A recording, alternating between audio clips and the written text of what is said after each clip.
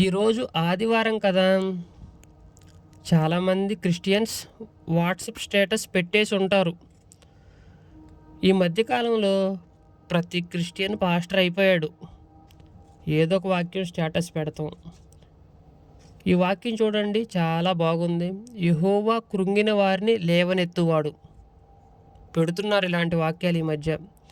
మీరు పెడుతున్న స్టేటస్ వలన మీకు ఏమన్నా ఉపయోగం ఉందా? మీ కుటుంబ సభ్యులకి ఏమన్నా ఉపయోగం ఉందా? మీ కాంటాక్ట్స్లో ఉన్న మీ ఫ్రెండ్స్కి ఏమన్నా ఉపయోగం ఉందా? ఈ వాక్య నేపథ్యం ఏంటో ఒకసారి చూద్దాం రండి. ఈ వాక్యం కీర్తనల గ్రంథం 146వ అధ్యాయం 8వ వచనంలో ఉంది. అంటే దీనికన్నా ముందు 7 వచనాలు ఉన్నాయి.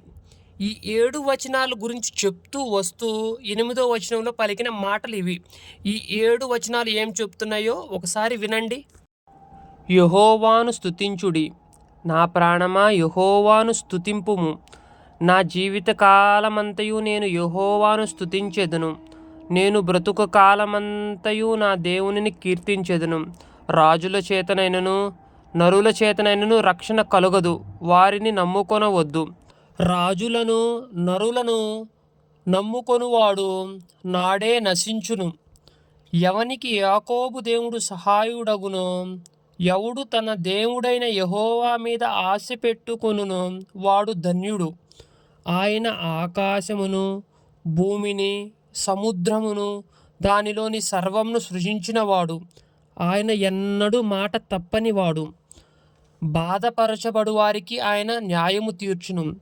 ఆకలి గొనువానికి ఆహారము దయచేయును. యెహోవా బంధింపబడిన వారిని విడుదల చేయును.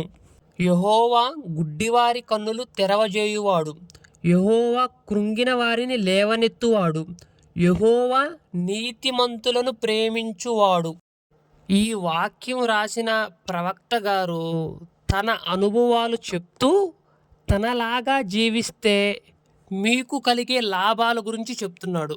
కీర్తనలు 146వ అధ్యాయము 1 నుంచి 7 వచనాలని మీ జీవితంలో మీరు అనుసరించండి. ఆ ప్రవక్తలాగా ప్రార్థన చేయండి. ఆ ప్రవక్తలాగా దేవుని ఆజ్ఞల చొప్పున నడవండి. ఆ ప్రవక్త ఎలా అయితే దేవుడు భూమి ఆకాశం సృజించిన వాడు అని ఆ ప్రవక్త నమ్మాడో మీరు అలాగే నమ్మి మీ జీవితాన్ని దేవుడికి అర్పించి దేవుడి మీద ఆధారపడి దేవుడే మాకు సహాయకుడు అని మీరు నమ్మి అలా ప్రవర్తించి నడవండి. అలా దేవుని ఆజ్ఞల చొప్పున నడుస్తున్న మీకు ఏదన్నా బాధ కలిగి మీరు పడిపోతే, కృంగిపోతే, కృంగిన వారిని యెహోవా లేవనెత్తువాడు అని అర్థం వచ్చే మాటలు అవి. అలా కాకుండా దేవుని ఆజ్ఞల చొప్పున నడవకుండా దేవుడు లేవనెత్తుతాడు అలా అని అర్థం చేసుకొనకూడదు.